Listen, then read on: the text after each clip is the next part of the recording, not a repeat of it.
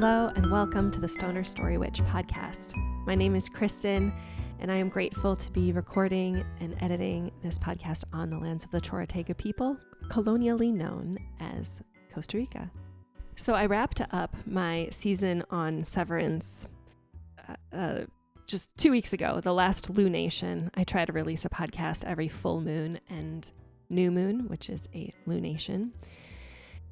And shortly after I released that episode, 2 new episodes just were immediately begging to be made. And I did it. We pressed record on the Squid Game episode with my partner, Kevin. And I reached out to some fellow book fanatics on Reddit to do an episode on disability justice, indigenous sovereignty, and Fourth Wing, Iron Flame, the Empyrean series. And I'm just going to say that I think I might be transitioning away from a season structure where like season 1 was Little Women and season 2 is Severance and season 3 is going to have any sort of structure to it. I think I can still commit to lunations. And I mean, I actually released 2 episodes that had nothing to do with a full moon or a new moon. It was just because they were available and ready. And that means that my capacity for a story-themed podcast right now is low. I'm deep in digesting the latest season of Severance and other books and stories that I'm working on relating to and being in community around. So I think I'm in my official fuck around and find out season. And that's okay. I'm going to just release episodes as they come. And I really needed to remember this week that the purpose of the podcast is the process. And this morning, as I was thinking about what it is that I have ahead of me today and this week, and I saw that I had a meeting with my Embodied Social Justice cohort that I've been meeting with now for over 2 years. We met during a Rev Angel Embodied Social Justice course. You heard from, if you listened to season 2, episode 5 with John Klingler, it's the group that he and I are in. And these last few days, this last week has felt especially heavy with just lots of things, story related, real world related, personal life related.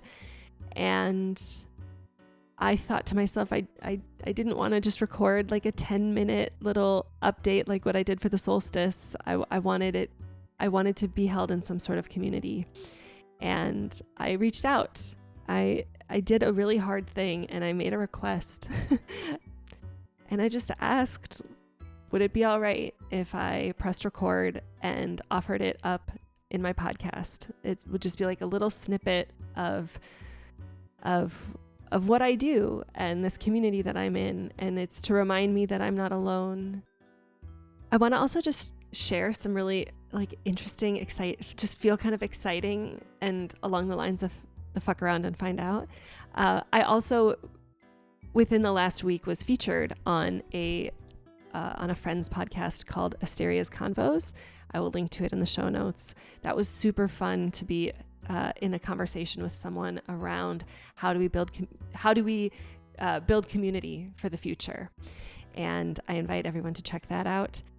Shortly after I recorded my episode on the Empyrean, that is the disability justice and indigenous sovereignty, I found myself in a situation where local people who have been working hard to fight gentrification and ecocide in my province. And there was an event that was going to happen, and I was really excited to be able to meet these people in person and do some community acts of resistance together. And I got sick.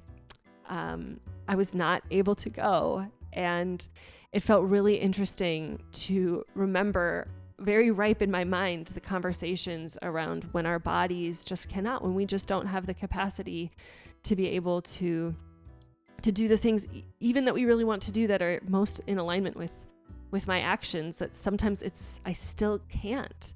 And maybe even then the most radical thing and the most aligned thing that I can do is still honor the needs of my body, and to even though we live in these urgent times, we can always slow down. We can always take a pause, that like there is nothing so urgent that I need to be sacrificing like my wellness, potentially getting other people sick as well. Like certainly that's not what I'm here for. And so just really interesting to take a look back and reflect on these things that have happened. I also, the more I get involved in like just kind of the Reddit community around certain stories, the more I get sucked into like what it is to be collectively imagining better futures or future stories or fan fictions. And I have been kind of daydreaming about what it might look like to write my own sort of fairy tale fan fiction. And as I was really starting to kind of nurse these daydreams, I got an invitation to join a writers group, of all things. And it felt really scary and exciting to be invited into a community of writers right around the time that I'm just like daydreaming about the possibility. And I have all the reasons why I think that like I'm not a writer. I was a science teacher. And yet it brings me delight to just be in a practice of storytelling and not just making meanings from the stories that are already told, but what might it look like to challenge myself to write a bonus scene for a TV show or a movie, or a bonus chapter for a book that I really like. And so there's a lot of really creative ripeness here as well. I think that's all I'm going to say right now. I will just say that I'm really excited for this upcoming season to kind of just be seasonless and to just be labeling my episodes by number and just kind of follow the breadcrumbs as they fall. And I will just say that I feel like I am standing in a hallway of many doors, and each one of those doors is an invitation to collaboration or community or some deep conversation that I can have around the themes of the Stoner Story Witch. And I feel truly grateful that I have curated the community and created this hallway of possible conversations. And it's hard to commit to which doors I'm going to be walking through and when. But if you are someone that I have reached out to have a conversation, and I haven't gotten back to you yet, like I'm holding vigil at your doorway, and I'm thinking about like just when that moment is at its ripest, I will reach out. And if you've listened to to any podcast and you have resonance, you have thoughts, you have contributions, you want to just like reach out, I invite you as always to reach out to me at stonerstorywitch@gmail.com. I would be delighted to hear from you. I know people are listening, and it makes my day when I can hear from people to just know that that some part of something I've said has landed in some meaningful way. It really feels special to be connecting with people in that way. So thank you for joining. I also want to just warn your nervous system that in today's episode, I do release some tears. I cry with my Embodied Social Justice cohort, and I just want you to check in with yourself. Like, what are you in the midst of? What do you got on the docket for the rest of your day or the rest of your week? And I just want you to ask yourself, does the idea of listening to me cry feel like something that would be companioning you? Would it feel nice to kind of cry along with me in some way, to be just invited into potentially feeling some deep feelings? Or would you rather maybe take a pause and walk away? I don't believe that this episode requires any spoiler alert, because any stories that I mention or like their personal impact on me, I try to describe them archetypally and not using like specific character names or stories or anything. However, I do kind of talk in broad terms about the impact that stories are having on me. So you can just decide whether that is something that you want to perhaps risk feeling like something might have been spoiled for you. I don't know. I know people are really sensitive to spoilers, and just if you are one of them, take care of yourself. As always, let's take care of ourselves, folks. Well, thank you guys so much for agreeing to press record with me today.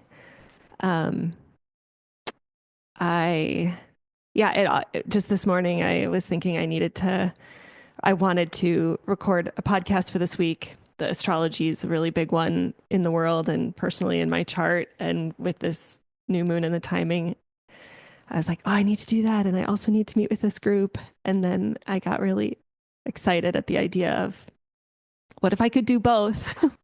And it felt really scary asking. And I recognize that that's been a really big theme of my life lately, with like in my marriage and in my little sourdough swap that I do. And it just feels really meaningful to have people that I can just practice being like, I'm going to make a request and you're allowed to say no, and I'm allowed to be disappointed. And that capitalism creates a lot of can't do's, and it's not always a won't do. It's not that people won't do it. So I'm already feeling really grateful that not only you guys can be here, but you will be here.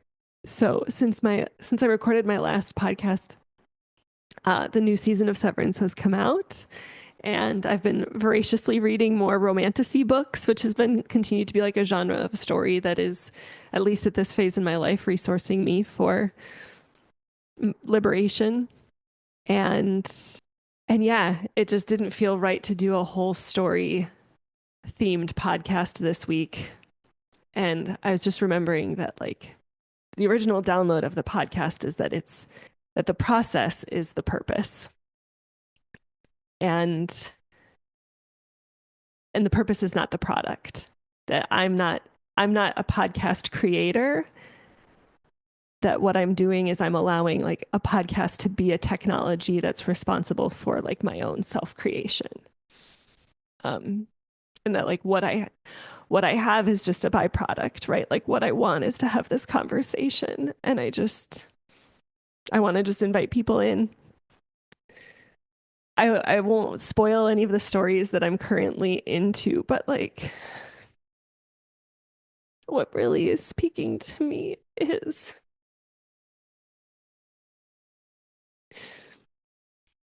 these like it's the story of the radical romantasy, where there is this protagonist that is confronted with this big lie, these like false binaries, people that the protagonist is conditioned to think as them and not us.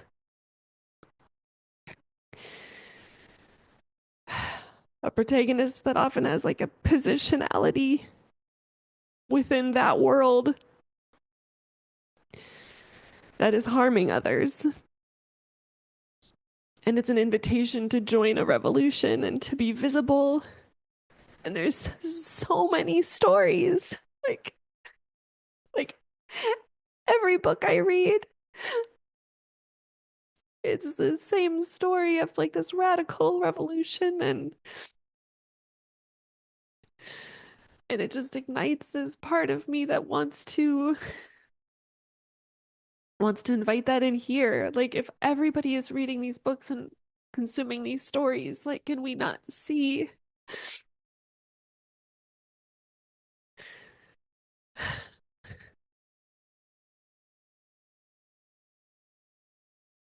these stories are invitations for us to like build community and connection with people, and to not be pointing fingers. And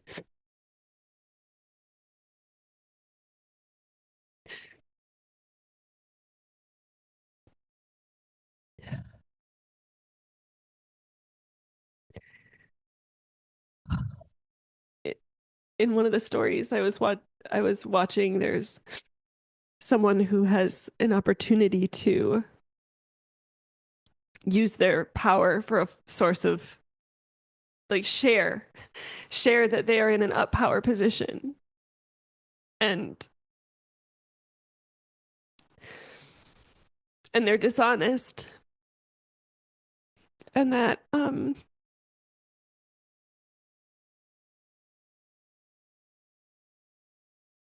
it broke me a little to recognize how familiar that is.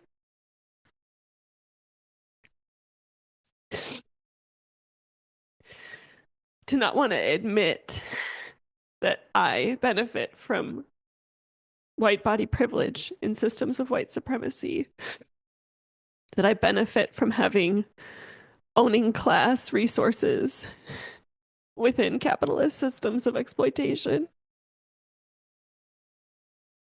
Since my last podcast, Trump was reelected, and I just feel motivated to be part of that revolution. Like, aside from political parties, but just through an embodied reaction to stories. What does it look like to build community through stories? To crowdsource fanfic that we collectively imagine liberation? To co-create the world we dream about from the one that we live in now?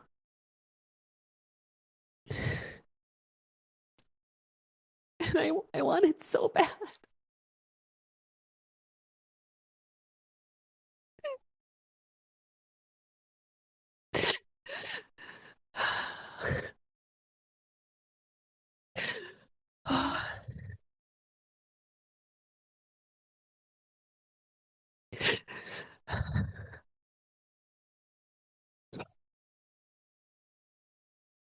And I'm so grateful for you and this group, because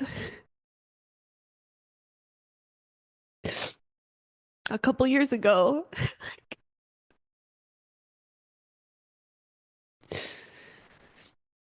I opened up about these things and it was very uncomfortable. And through our practice, I've gotten more comfortable with myself and believing that I'm still worthy, that there's still a place for me in the revolution, that I'm not alone.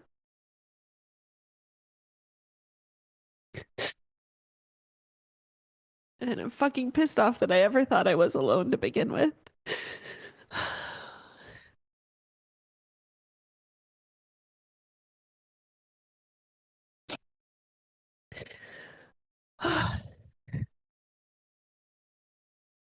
That feels complete.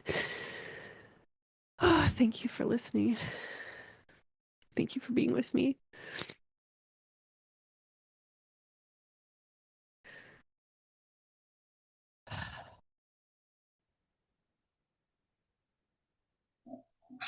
What came to me, Kristyn, is you are the revolution. My goosebumps are back.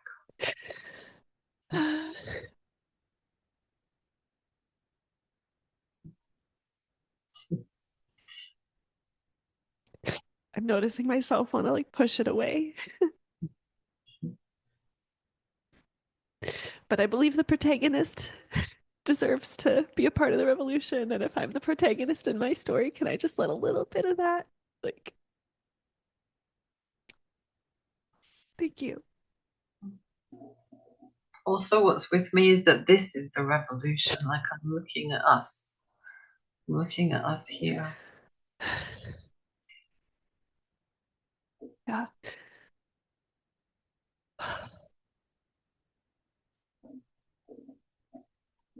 And then having to tell myself, I can see me too. How does that feel? Well, I had to remind myself that, and I feel a bit like, oh, you know, a bit blushing or a bit like, oh, no, it's nothing, something like that. A bit smaller, a bit back away, and here we are together. Yeah. And I can see you all, and that makes me like, yeah, okay, I can believe that. I can believe this. Yeah. I want to believe it too. Yeah.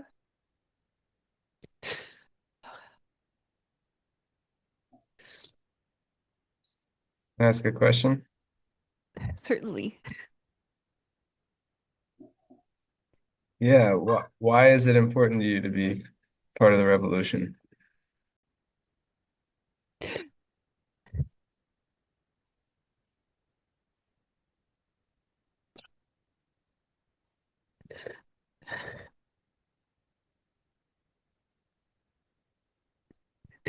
It's just like it's the only life worth having.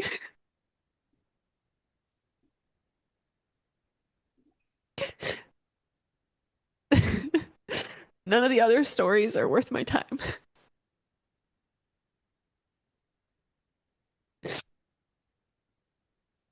It's the right thing to do.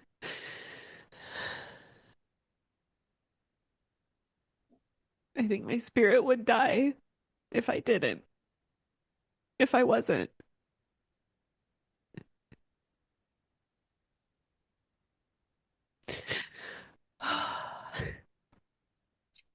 I don't know. I feel like sharing a couple things that are about from my own experience, but relate to things that you said. Do you feel up for that, Kristyn? Absolutely. Okay. Um, one part is there's something, in what you were saying that was echoed by several people today, this sense of feeling alone and Yeah.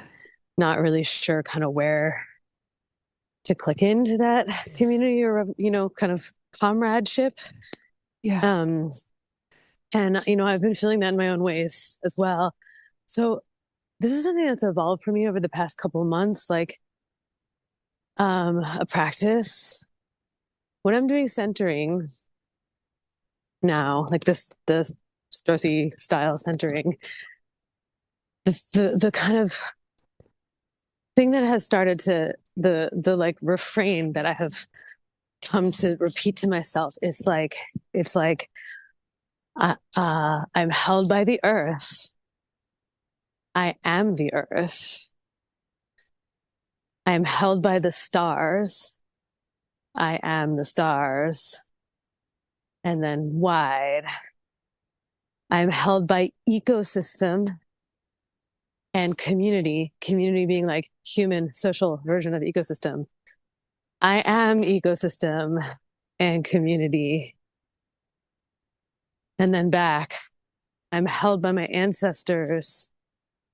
I am an ancestor into my own body. I am held by my wounded, healing, strong, beautiful body. I am my body. I am held by the future. I am the future. I don't know. That's been really helping me with this thing. Like, there's actually no way to be alone. It's just not a thing. Right. Yeah. Right. It's just about like whether you know it or not, or how much you know it in any given moment. Right. How much you can like actually land it, like land that sense of Yeah. companionship. Yeah. Held by story, and I am a story. There you go. Yeah. Yeah. I'll leave the other piece. I have another thought about revolution, but I think we're out of time. At time. Okay. Yeah. I had one more question. Um, do you feel like there's that you have to be accepted into the in-group of revolutionaries? Yeah. Yeah. And there's projection in my question. Yeah. Yes. because I know that in the moments when there's been moments, and there still are, where I'm feeling like I have to prove my worth, Right. and based on identity, Mm-hmm. it's like unconsciously there's this notion that I'm inherently unworthy Mm-hmm. to be a revolutionary, to Mm-hmm. use your language. Mm-hmm. And so then when I'm in those moments where I'm buying into that, then there's like a grasping for approval that happens for me, where it's like, Yep. I need to be accepted. Mm-hmm. And yeah, I guess the other side of that is like, can I be inherently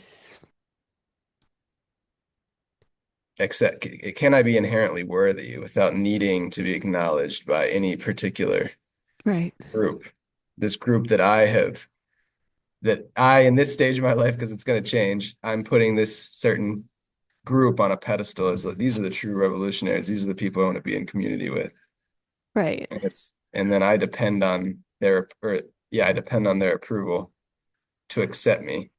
Mm-hmm. But like, can I just feel that inherent worthiness and dignity without needing approval from anyone else? It's like, this is my way of being revolutionary based on Mm-hmm. who I am, where I've been, what my experience is. I don't need it to be defined by anyone else. And like what my capacity is. Yeah, You know. heck yeah. Mm-hmm. Totally. Yeah. So yeah, that's the question and the projection behind the question. Yeah. I think like cancel culture of like 5+ years ago like really did a number on like, okay, like, you know, how can I better not step my toe in that revolution unless I can guarantee that I am perfect, that I do it perfectly. And like we just obviously like all of the revolutionaries that I follow, like the queer, black, radical feminist, like they're all like, no, like we need you yesterday, flawed and all. And yeah, and it's still really scary. Hmm. I do know we're at time, so thank you guys for being with me.